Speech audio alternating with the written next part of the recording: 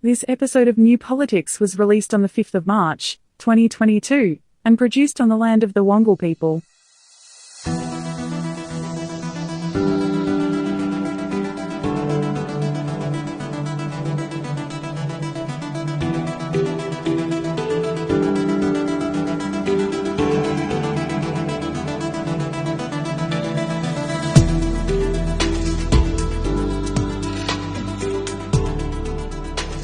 Welcome to New Politics. In this episode, the Russian invasion of Ukraine and its effects on Australian politics, yet more floods in Queensland but just don't mention climate change, and we find out who the Australian progressives are and what they'll be doing at the next federal election. I'm Eddie Djokovic, editor of New Politics. I'm David Lewis, darling of the paparazzi. And just to let our audience know that we've been affected by the flooding in Sydney during the week, and it's affected some of our production, so our dulcet tones won't be as crisp as they usually are, but we are determined to put out an episode every week, irrespective of how bad the weather is, and we'll sort out these issues before our next episode. And a big thank you to our new Patreon subscribers. Thanks for signing up. And if you'd like to support New Politics, you can support us through a Patreon subscription. It's just $5 per month for the Ruby Standard supporter level, or $10 per month for the Gold Standard supporter level. We also do have a new t-shirt design available. It's the It's Time for Change t-shirt. But whether it's a subscription or if you just want to listen in, read our material online or buy a t-shirt or buy a book, it's all available at newpolitics.com.au, and all of this is a good way to support independent journalism.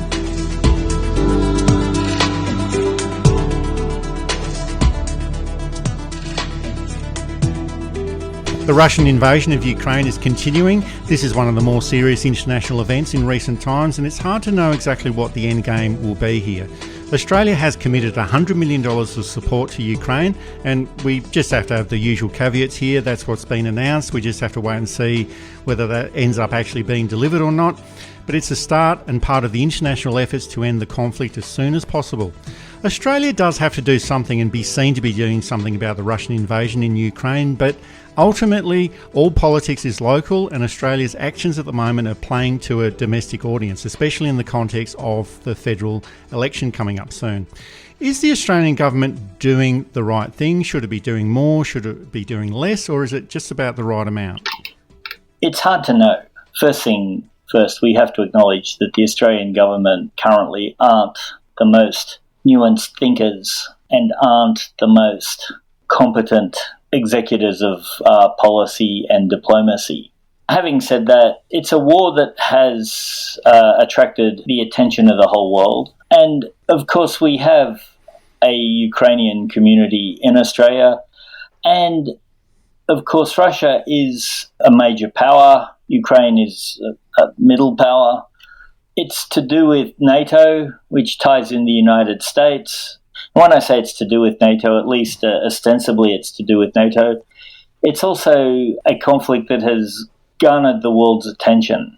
I guess there are those of us hoping that it's not a Spanish Civil War type thing where it was really just the first act to a major conflict down the track.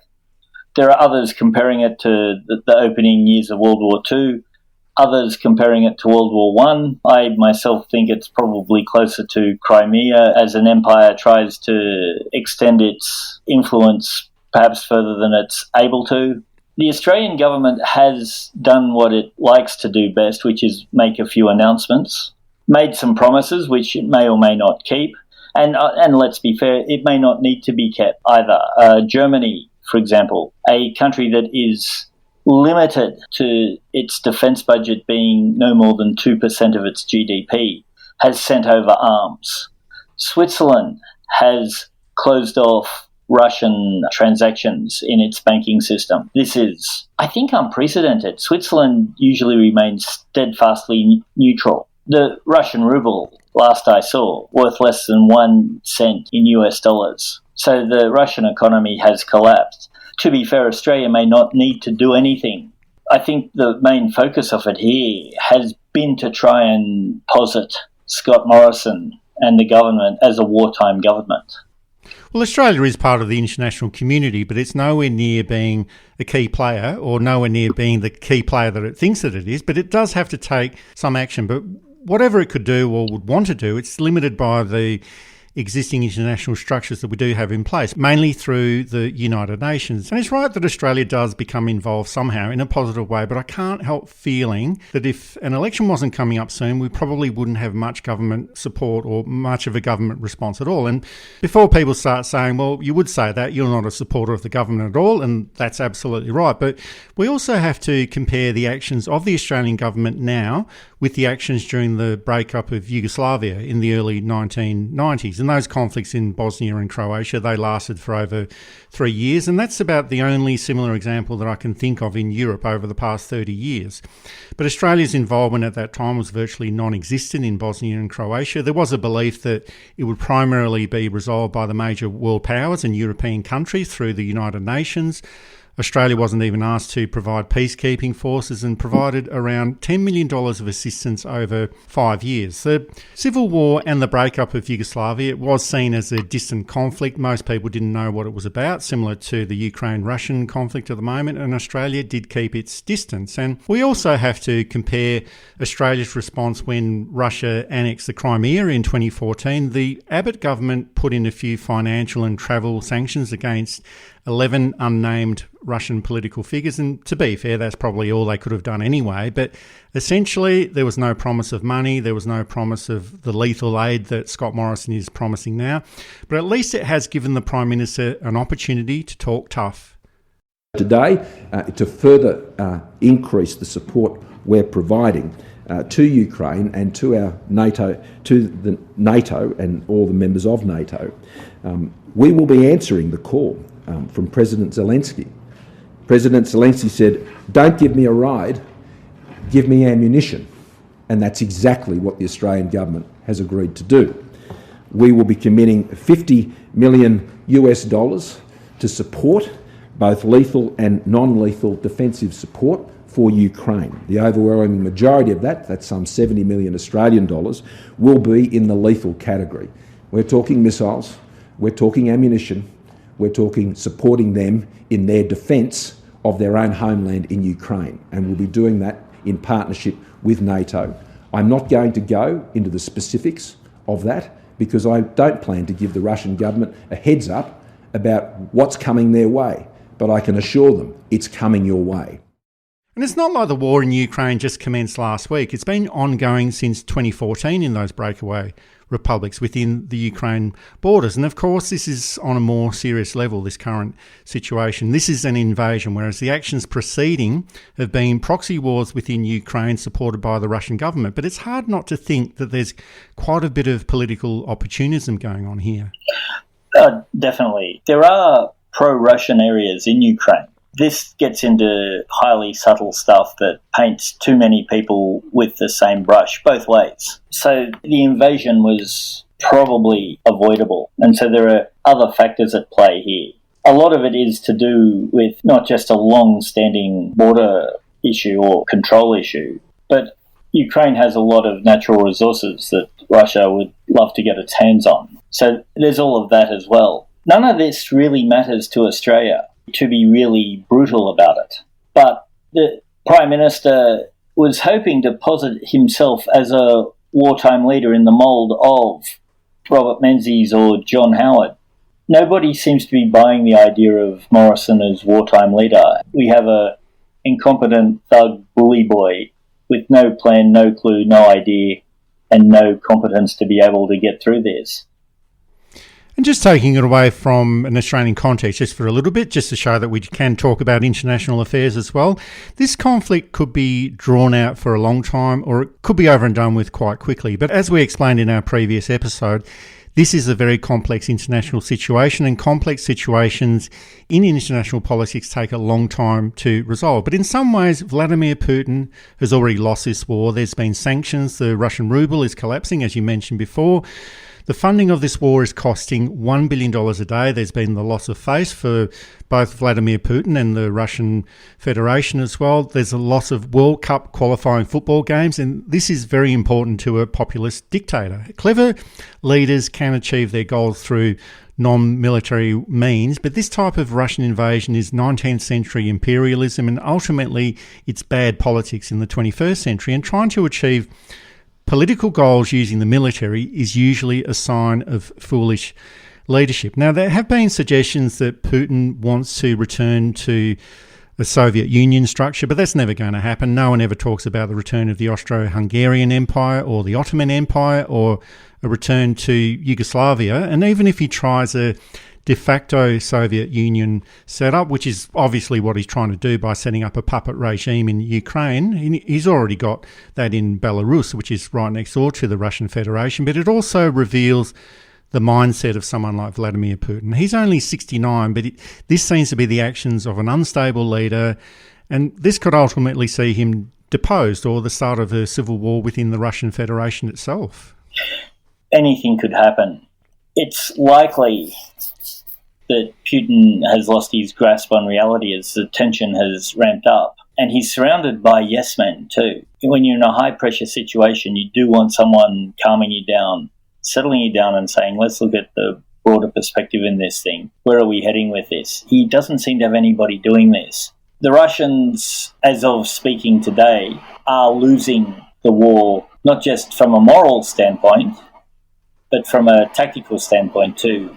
If the numbers are correct, and we must never forget that truth is the first casualty in war, the Russians have lost more than the Ukrainians have. And the lesson of Vietnam, the lesson of Afghanistan, is that a large standard army cannot beat a motivated civilian army. They tried it for 12 years in Vietnam, or more, really, and they tried it for 20-something years in Afghanistan. Both ended up badly. In fact, it's more than that, because America and the USSR and Britain at different times tried controlling Afghanistan against really a civilian army. So Putin is playing a very high stakes, very long odds game with a very weak hand. There's also one other interesting factor that has become apparent, and we talk about the sort of involvement or the relationship that Australia does have with Russia, and there is one. Rupert Murdoch and Vladimir Putin do have a close relationship, and there is an understanding that Vladimir Putin did many favours for Rupert Murdoch in the early 2000s through the easy purchasing of very profitable advertising companies in Russia. And when I say easy, I mean literally killing off and murdering the competition. And the Murdoch empire was having financial problems in the early 2000s, and having access to the Russian billboard market was a massive bonus for Rupert Murdoch. And in recent times, Fox News in the US has pretty much been pushing pro-Russia propaganda through their primetime opinion host, Tucker Carlson, and Fox News is owned by the News Corporation. Why is it disloyal to side with Russia, but loyal to side with Ukraine? They're both foreign countries that don't care anything about the United States. Kind of strange. Since the day that Donald Trump became president, Democrats in Washington have told you have a patriotic duty to hate Vladimir Putin. It's not a suggestion, it's a mandate. Anything less than hatred for Putin is treason. Many Americans have obeyed this directive. They now dutifully hate Vladimir Putin. Maybe you're one of them. Hating Putin has become the central purpose of America's foreign policy. It's the main thing that we talk about. Entire cable channels are now devoted to it. Very soon, that hatred of Vladimir Putin could bring the United States into a conflict in Eastern Europe. Before that happens, it might be worth asking yourself, since it is getting pretty serious, what is this really about? Why do I hate Putin so much? Has Putin ever called me a racist? Has he threatened to get me fired for disagreeing with him? Has he shipped every middle-class job in my town to Russia?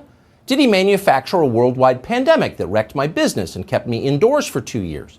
Is he teaching my children to embrace racial discrimination? Is he making fentanyl? Is he trying to snuff out Christianity? Does he eat dogs?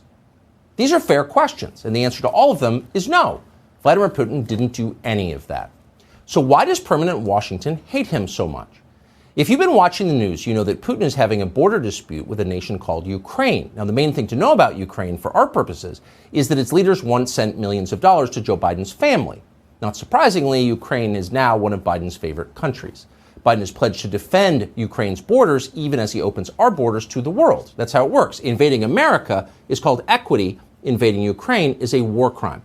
And statements like this were being broadcast on Russian state-controlled television stations. It's almost verging on treason and sedition, but this follows on from Rupert Murdoch's support for Donald Trump, who was also a supporter of Vladimir Putin's, So it seems like we've got a bit of favourable payback here. Putin helped Murdoch in the early 2000s. Murdoch is repaying the favour 20 years later. So we've got this bizarre situation where the man who owns 70% of the newspaper media in Australia and substantial other media and television interests in Australia as well, and he's also a major supporter of the Liberal Party and the federal government in Australia, is actively campaigning and propagandising on behalf of the Russian government in a war that the Australian government is offering support to the other side. The whole pro-Putin thing, there's a large part of Trumpism in it, or at least American Trump followers, because Trump could really only get funding from Russian sources. This is well documented. And so we had the bizarre situation of American Republican voters stating that they'd rather live under Putin than they would under a Democratic president. And things that are so totally bizarre. One wonders what Barry Goldwater or Richard Nixon or Henry Kissinger, who's still alive, really thinks of this and how the Republican Party has changed.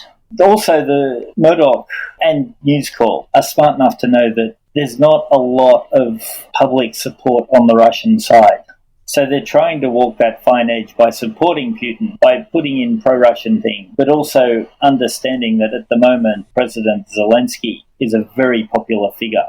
And in Australia, for example, compared to our own Scott, I don't hold a hose mate, Morrison, Zelensky put on a flak jacket and went straight into the front lines. Again, I'm not sure that this is the best thing to do, but I'm not there, and it's much more desperate than, thankfully, we've ever had here in Australia. It's extraordinary. We haven't had many wars based on the acquisition of land in the 20th century. It's all been about resource control, really, or geopolitical advantage.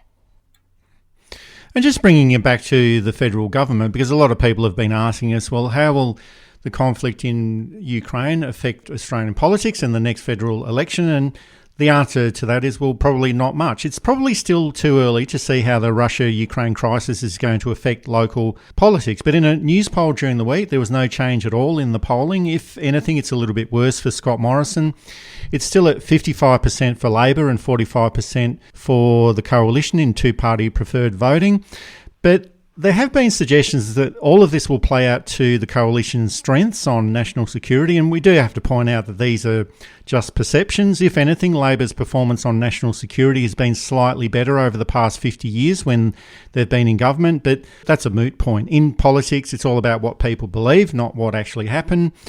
And we can see that Scott Morrison has been putting on the tough guy act during the week. Part of that has been a correct response to an international crisis, but he'll use this performance as much as possible to put himself in a position, as you referred to before, of being that wartime Prime Minister, the wartime leader. Even though the war isn't happening here, it's happening 15,000 kilometres away, and he'll portray Anthony Albanese as being weak, and that's something that's impossible to test because Albanese is not in a position that we can adequately compare anyway. But the longer that this conflict goes on, my opinion is that there will be less of an effect and influence here on the Australian public, and it's just a sad fact of warfare in the televisual age that people get immune to the death and misery that they see through the media. They're just glad that it's not happening to them and it's actually happening somewhere else, and they just move on. That's pretty much the story when the war in Bosnia took place in the 1990s. That's what's likely to happen with the Ukraine conflict, and it's probably what will happen with the wars in the future as well. So the upshot is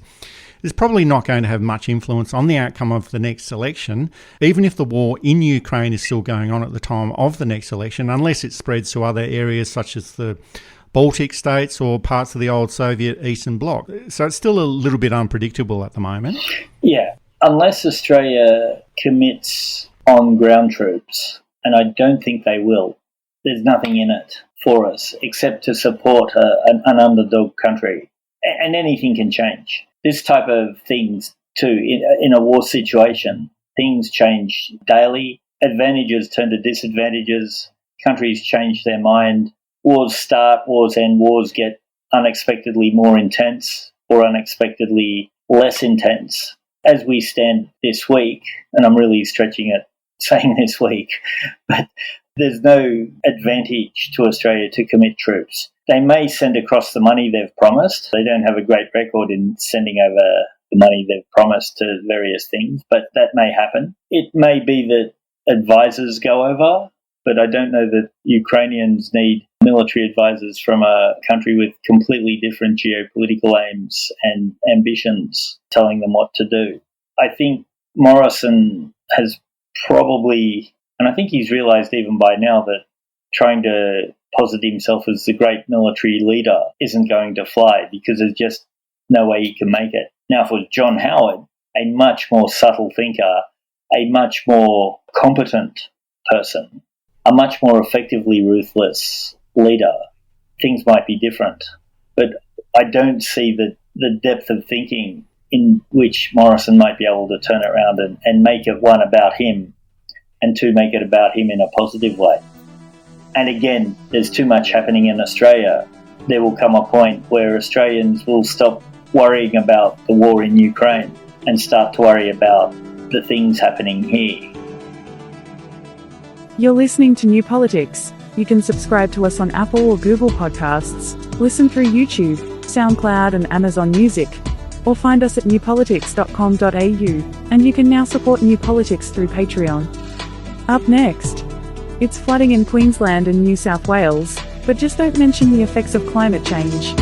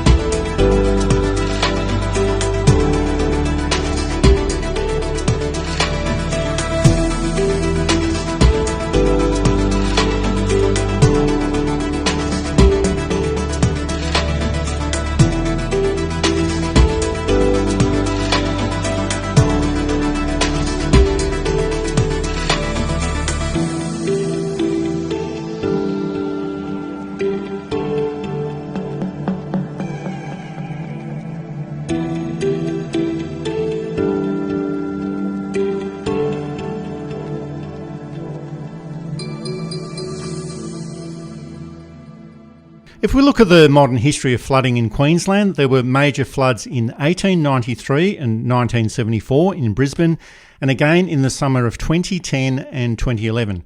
We were told at the time that these floods were once-in-50-year events, but since the floods of 2011, there have been floods in 2012, 2013, 2017, 2019 and now in 2022. The media keeps reporting these events as once-in-a-100-year events, but they are becoming more frequent, and people are making the link between these more frequent flooding events and climate change management or mismanagement. And this is the link that the federal government isn't keen to make and would prefer to not talk about climate change at all in the lead up to the next election. And it's gone so far to avoid this by covering up a report looking at how high-risk weather events were going to affect Eastern Australia up until April this year, and the action that was needed to alleviate some of these effects. This report was prepared in November 2021 and presented to National Cabinet, but it seems that no action has been taken, and of course governments can't stop floods and extreme events from happening, but they can be prepared for when these events do occur, and it seems that they had a great deal of forewarning about it and have failed to act. Now, we don't know the full details, it's all been covered up, but it seems like yet another dereliction of duty by this federal government. What they want is less government. This whole got to get the government out of your life, except for key things which I'll get back to in a minute, includes government not helping in times of desperation. You're unemployed, get a job. There are no jobs, you must be at fault for that. You're disabled, work it out. You're an old person who needs care, we've set up a private mechanism to help you. You don't like it, the market will sort it out. When it comes to flooding, well, you've all got boats, you can sort it out. And unfortunately, we have this level of thinking at two levels of government in New South Wales. We have it at the federal level and we have it at the state level. So there's been very little government help in northern New South Wales. The Queensland government, I believe, have gone in and helped where they can, but you really need a coordinated federal-state effort to help this. Access their stores because there's still floodwaters right in the heart of Lismore, but we're still talking about dozens and dozens, if not hundreds of businesses that we've seen this morning in a similar predicament to this. Where do you start? How do you rebuild? I don't think these things have even crossed people's minds at the moment, but certainly it's a long journey ahead, and as I mentioned, what we're seeing here is just absolutely devastating at the moment. I mean, you look at this and you think, how? And you look across the road and there's petrol stations and there's automotive stores, there's the Woolworths, there's the Kmart, there's the Big W, there's literally every single store in Lismore has been impacted by floodwater in some way or another. So you have to ask yourself, where are all these people going to go to get their groceries for the next few months? Where are they going to go for their essential services? How can Lismore realistically survive and rebuild from this in a short period of time? The answer is they can't, and we haven't even really been exposed to the, the full picture here, guys. From what we're seeing on the outskirts of the CBD, it's complete devastation, and something like this, the enormity of this, it's not a thing that's going to clear up over a couple of days. We're talking about a timeline of several weeks and months just to get back up and operational. So what that means for some 50,000 people who call Lismore home, it's a very scary picture. It could be that we're looking at Scott Morrison's own Pentecostal faith. God will reward those who deserve it and punish those who don't. I'm less inclined to think that it's fully that. I think that he would probably justify it in that way to other adherents to that cult. But I also think that he's really just coming through this notion of the small government libertarianism. And of course, small government libertarianism is just fascism by another name, because it's letting corporate interests into government space. And the corporate interests, of course, are only interested in making money. So they just shovel the money out and leave. Look at Aspen Medical, who failed in their duty time and time again. Look at Wilson. Look at the Cayman Islands water. There's a lot of improper ties between these private interests and government, some of which we can't know because they're tied up in the Cayman Islands, some of which we can know, but there's a bit of digging to do. And people like Michael West, for example, are very, very good at untangling the administrative knots and working out who's involved where. So Morrison and Perrottet in New South Wales are basically not doing anything because they don't believe they should do anything. This has led to all kinds of problems. I don't see how they can win the election on a tactic like this. Well, climate change is a negative issue for the coalition. They undid all of that work that the Labor Party had instigated or initiated on climate change. They repealed the carbon tax, they repealed the minerals resources rent tax, they abolished the Climate Commission, and they celebrated all of this in Parliament in 2014. So they've done absolutely nothing on climate change policy except produce a few glossy brochures, a few television advertising campaigns, gaslighting the public about all the great achievements the government has achieved or reached on climate change, even though they've done very little about this. And they're just hoping that the whole issue will go away. But whether there's a belief or not about climate change within this government, or who or what is causing it, the effects of climate change are very, very real. And it's best for governments to be prepared for these situations, but this is a government that doesn't even want to be prepared for when these events occur. In November last year, the Bureau of Meteorology, they briefed the National Cabinet, comprising the Prime Minister, Premiers, Chief Ministers, outlining the high-risk weather events that were facing Eastern Australia up until April 2022. And there was also a presentation from Emergency Management Australia outlining the increased chances of widespread coastal flooding, erosion, tropical cyclones and heat waves. Now, I'm not suggesting that the effects of climate change can be acted upon in 2 or 3 months, but the national leaders who were at this presentation, and that includes Scott Morrison, Dominic Perrottet and Anastasia Palaszczuk, they're all claiming that these are once-in-a-lifetime events, and the dates just keep getting pushed out. Perrottet was actually claiming that it's a once-in-a-500-year event, and they've been completely caught unawares. But I'll tell you what can be done within a 3-month period. If you've got a warning that these events are likely to occur over the next 6 months, well, you can prepare the community, you can prepare your emergency response teams, you can prepare for contingencies and evacuations, you can allocate an emergency funding protocol so that money can get out to the community as soon as possible. Now, David, you and I were not at those meetings, so we don't know exactly what was said, but at the very least, there should have been national leadership and national plans put in place. Governments were warned about these events, and now they want to cover up the reports that told them all about it. One of the things that the Australian Public Service is very good at is this type of preparation. Getting the policies ready. We know that there's a severe weather storm coming. There's Action A, Action B, Action C, depending on the way things turn out. They have, of course, a bushfire fund that they haven't paid out disgracefully, that has earned $800 million in interest. Now, there's a few people who doubt that this fund actually exists, that it's all just accounting trickery to make it look like, and this is why they haven't paid it out. The money isn't actually there. But that $800 million in interest would be enough to help the people of southeast Queensland and to help the people of Lismore. Last I heard, there were 400 people unaccounted for in Lismore. I think there were 11 deaths in Queensland, all of which avoidable. And we haven't looked at death of livestock and damage to business and the whole of that thing. Anna Palaszczuk, of course, was very cagey in trying to avoid climate change because the Queensland economy is reliant on industries that aren't in favour of policies that are aimed to improve the environment. And that was disappointing, I think, to a lot of people. And of course, we'd expect no better from Morrison or New South Wales Liberal Party. So the federal government's response has been quite bizarre. So we had the Minister of Defence, Peter Dutton. He created a GoFundMe page with a limit of $25,000. He's a senior minister in the Morrison government, and he's been a senior minister for some time within this Liberal National Coalition, and Queensland is his home state. Now, he should be able to not just lobby the government to provide a substantial support package, he should be able to demand it and make the instructions to offer a substantial support package. But setting up a GoFundMe page just seemed pretty bizarre.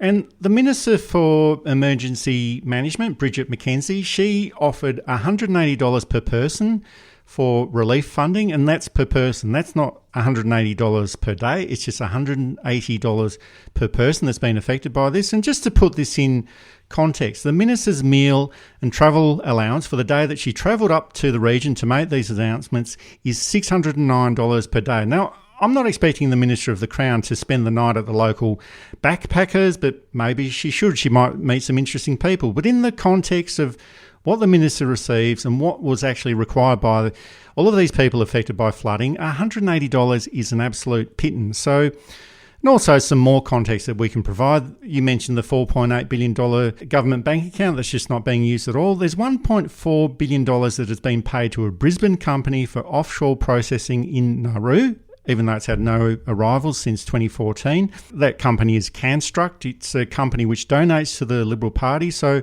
$1.4 billion to a Liberal Party donor for essentially doing nothing, but very little for people affected in floods. And this is the time when government should step in. When there's a national emergency, when there's a national disaster, the community can't do it all by itself. If your home has been washed away by a flood, you need support from the government. But this government just doesn't want to seem to do that at all. There's almost a feeling that if something bad has happened to you, you alluded to this before, it's all your fault and it's up to you to do something about it. And it's part of that liberalist ideology that individuals need to look after themselves and not expect any support from the government. And we've seen this through the lack of support during the bushfire crisis 2 years ago. We've seen it with the slow rollout of the vaccination program. Funding of the NDIS has been taken away. And that message that Scott Morrison put out several months ago, that it was time for the government to get out of people's faces and manage their own health. Well, I thought that he actually meant that just figuratively, but it seems that he's been quite literal about this process all along. They just want to remove government, so it essentially does nothing. So it just seems to be this weird combination of Calvinism and prosperity theology, and it doesn't seem to be the right fit for government. Government should be all about helping people, not avoiding them and punishing them when they face a crisis. Exactly. The experiment of no government has failed, unless you're a billionaire paying much less tax than you were. Unless you're a company like News Corp or Amazon or Harvey Norman paying no tax. For those of us who still pay tax and are seeing it put into areas that we don't like, it's heartbreaking and it's anger-making. Now, of course, governments, with a democracy, there's always going to be government money going to places that you don't like. But I would bet that on a poll of people, the vast majority would say, yes, we need to help South East Queensland and New South Wales. This is way too much. We need to get government resources in there. Bridget McKenzie said it would take weeks because she has to negotiate with the state governments. I'm not quite sure what the negotiation would be. How much do you need? Well, this is the damage. Right, we can cover 50% of that. Here it is, done in a matter of 24 hours or so. Or, preferably, you need that much from us, we give you the lot, without thinking about it. And the money's there. With Peter Dutton's GoFundMe page, I've seen opinion that it's probably illegal because a minister is not allowed to get money from outside government while they are a government, even in this type of thing. So it's quite possible that GoFundMe will take the page down if they agree with that legal advice. It's also much less likely, but still within the realms of possibility, that he could be charged for basically fraud, because he should know that an Australian government minister is not allowed to raise money from sources other than government sources. And all of this is a very strange juxtaposition. We have a federal government which wants the electorate to believe that they can protect Australia from external threats such as China and Russia, and it keeps talking up these threats. But when it comes to local issues, whenever there's a disaster, they set up a crowdfunding page in response. And it seems that they don't even follow the electoral rules when they set this up. They're reluctant to spend money when it's needed. The Prime Minister goes away on holidays or looks for photo opportunities rather than addressing the problem itself or trying to improve the situation. And this relates to a critical issue that we've brought up many times before, the lived experience of the electorate. The government can talk up national security, can scare the electorate about China and Russia, tell everyone about how useless Anthony Albanese is or how socialist the Labor Party is, but it won't matter because people's lived experience is quite different to the rhetoric that's coming out from the federal government. They look at the events like the bushfires or the floods and think, well, nothing is being done about that. Would the government be helping out if that was happening to me? Is my life better than it might have been 3 years ago? I really don't care what's happening in China. I don't care what's happening in Russia.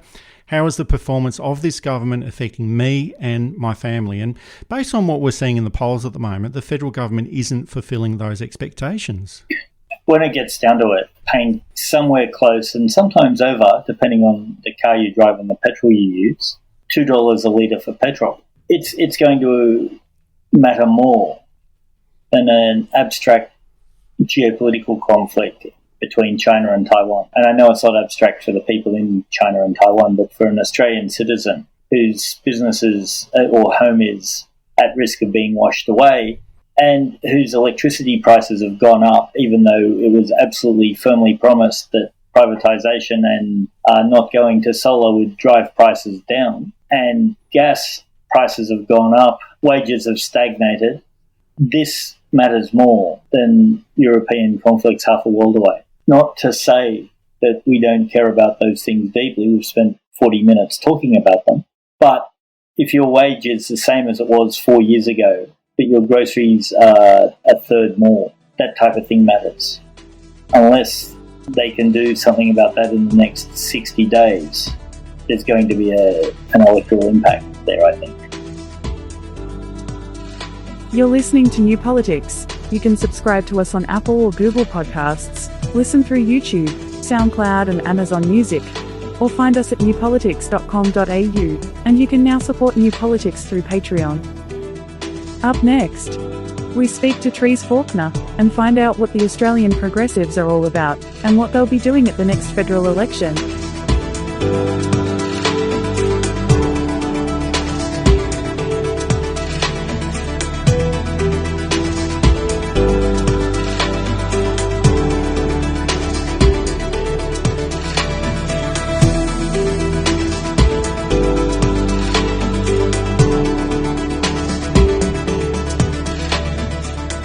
We've been running a series over the past few months on independent candidates and some of the new political parties who will be running at the next federal election, and this week we're looking at the Australian progressives. They're actually not so new. They were formed in 2014 through an amalgamation of a few smaller parties, including the Progressive Labor Party and the Smashed Avocado Party, and they've already contested a few elections since that time, and they're getting ready for the 2022 federal election as well. David Lewis caught up with Therese Faulkner. She's the president of the Australian Progressives, and they discuss what the party is all about and what they want to achieve in politics and at the next election. I'm here with Therese Faulkner, President of the Australian Progressives. Welcome to New Politics, Therese. Thank you very much, David. Why did the Australian Progressives form?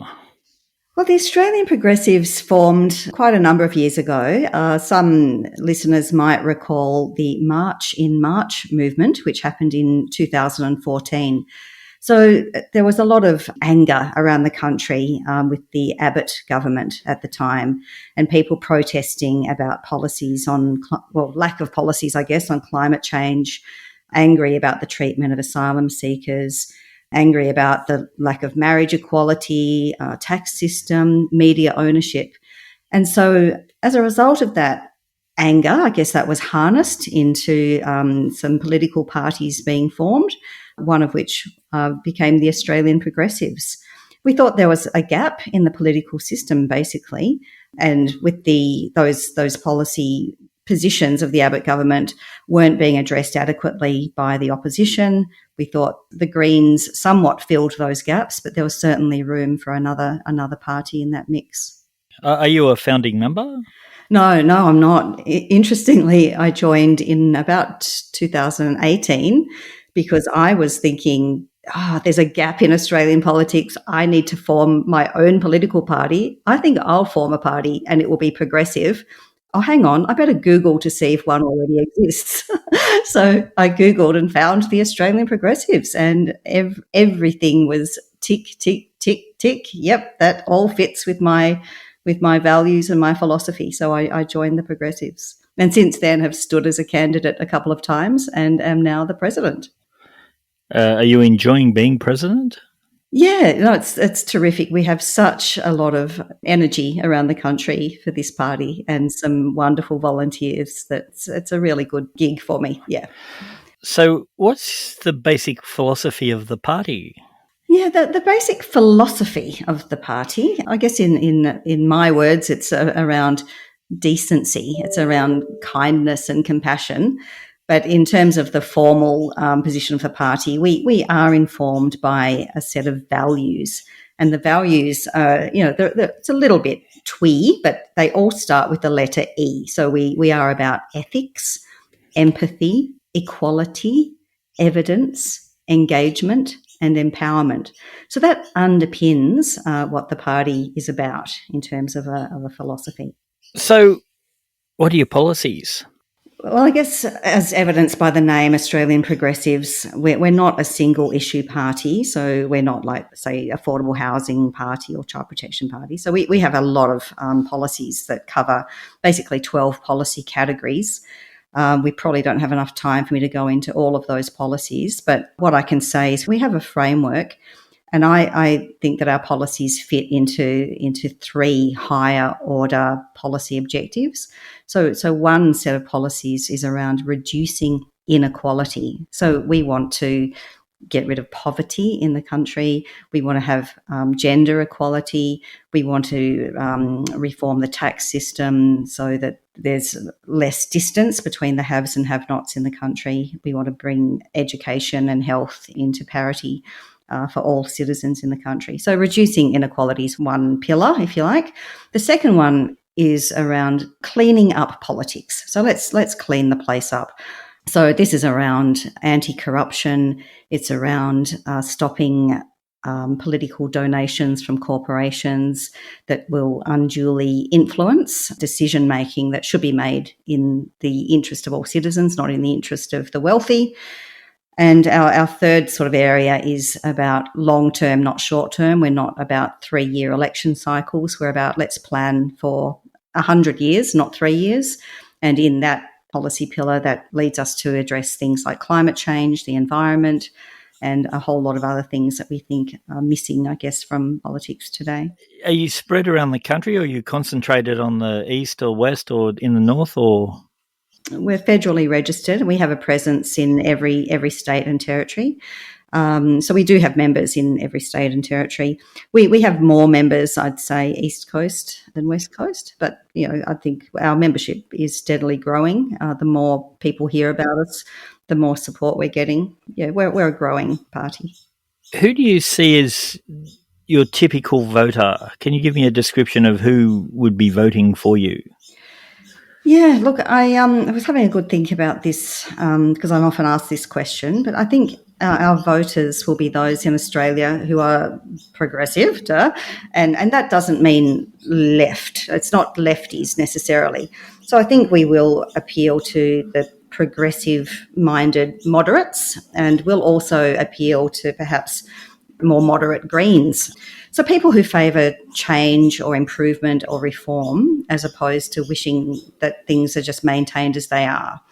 So, I mean, that's really a dictionary definition of progressive. So we want to sort of move forward. I think our typical voter will be people who accept that change is a good thing. People who've come to realise, and these are often the older demographic, that the two-party system isn't serving us particularly well anymore. So we could attract disaffected Labor, Liberal, National, Greens voters. And I also think there's young people who are looking for a party who cares about leaving a legacy for future generations. So I think they're looking at parties like us and us. And perhaps the culturally and linguistically diverse people and people of colour, I think they're looking to see that their interests are represented by a party. LGBTIQ plus community as well, people with disability, older people, the elderly, I think I guess those groups that can see that reducing inequality is something that we are mindful of. The comfortable middle-class white person is probably comfortable with the status quo. Although having said that, I do talk to a lot of people in that demographic who actually care about the rest of the country and would happily give up some of their benefits for the greater good. So I think we have a broad appeal. So a typical voter, I think, comes from all sorts of walks of life. There's a long tradition of progressivism in Australia, often coming out of your more right parties. Menzies is one of the figures in the progressive movement in Australia. Like everything else in Australia, it's different too if you go to and talk about the same word in America or Europe. Not a lot different, but slightly different. It's very interesting historically. Are you targeting any particular seats? Do you think you've got a chance in any particular seats? Look, we're in it for the long haul. We will be contesting a number of seats in the next federal election. We haven't locked in our candidates in many of the seats, but we have a locked-in candidate in the seat of Ryan in Queensland. So, I mean, we have a chance in that seat. But to be honest, we will be contesting up to 10 seats in this forthcoming federal election. We want to keep the profile raised. We want the profile to stay out there, but we're in it for the long haul. Maybe this time we've got a chance, but I think in the coming elections, federal, state, local, I think watch out for the Australian Progressives. Do you see yourself as a government party or opposition party, or do you think that it'll remain a balance of power type approach? Well, our vision, we have a lofty vision. We do see ourselves as a potential major party in the future. You have to start somewhere. So this is where we're starting. So growing our base, growing our support, getting into the community. But because of our broad policy base, we do see that we have the potential to be in government or in opposition sometime in the future. Now, the big question that comes from at least one of the major parties is that all of these smaller parties and independents are all really just working with the Liberal Party, or you're working with the Labor Party, or you're working with the Communists, or you're working with other vested interests. It's really just like a Trojan horse. Are you working with other parties or candidates at all? Not really, but perhaps to answer that, we have very happily merged with the Progressive Labor Party recently. So I guess I can announce that on this podcast. Progressive Labor Party have existed for quite a number of years, somewhat thwarted by the Party Integrity Bill that was introduced last year, which puts a restriction on party names. But given that our policy platforms are very, very aligned, we have happily merged. So that's where we are comfortably working with another party that's joined us. We speak with other like-minded parties from time to time, so those progressive parties with single issues and others. So we talk to them. But we're not aligned with any of the major parties. We're not playing any games. We keep an eye on the independents as well. There's a growing movement which has been coined by other people about the so-called teal independents, so the green and climate independents that are tending to run in this next election. You can see that there's a lot of attraction for voters in looking at some independents. And we certainly feel that there's a place for independents in Parliament. But I would like to urge some of those independents to have a look at a party like ours, because our platforms are so aligned. And I think being part of a party can actually have more power in the number of people behind it and to leave a legacy. Because, independents, once that person leaves Parliament, they may leave a legacy in terms of some change and reforms they've introduced. But we see, I guess, more sustainability in a party such as the Australian Progressives, which is a reason why I personally joined the party rather than looking at independent myself. Tell us a bit about yourself. You've told us a bit about why you joined the party, but is there anything else? Give us a view of Therese. Okay, sure. Happy to share that. I guess professionally, I worked in the Australian Public Service with government for a embarrassingly long time. So I was there for about 30 years, including as a senior executive for many years, mainly working in international development. So in the foreign aid and international cooperation area. So I worked with the Department of Foreign Affairs and Trade and with the Australian Agency for International Development when it existed. And I guess a catalyst for me being interested in politics and in progressive politics was spending a lot of time in so-called developing countries, so say Papua New Guinea, in Indonesia, Southeast Asian countries, et cetera, and you can see how terrible things are in some other countries in terms of corruption, in terms of poverty, in terms of that slippery slide into corruption, and where vast differences in wealth make such a difference. And so when I see some policies in Australia going that way, it makes me think, well, look, we need to stop this, because I can see the outcomes in 20 or 50 years' time. The other thing is investment in strong public institutions. So I think the Australian Public Service is such a national asset that we undervalue. I think the penny dropped when I was quite a young public servant, which was, okay, so the public service is how things just keep running in the country no matter who's in charge. We have a fantastic system where wealth is redistributed through the tax system, where we actually provide wonderful health services and education services, and the country just runs like this. But that's just not the case in so many other countries. So that's one motivation. I currently work in the private sector, so I left public service about 7 years ago, but currently work as head of international development group in a private company doing some contracting work. So I manage some large contracts that we run in Papua New Guinea and about 15 other countries. So that's me. Is there anything else you'd like to say? Yeah, look, I think probably just a bit on the two-party system and about voter behaviour. So I think there's just so much media and so much press around, is it going to be the ALP or the coalition, and voters, I guess a lot of people don't understand the system of preferential voting and how to make your vote count. I have heard people say, your vote is wasted if you vote for a minor party. Far from it.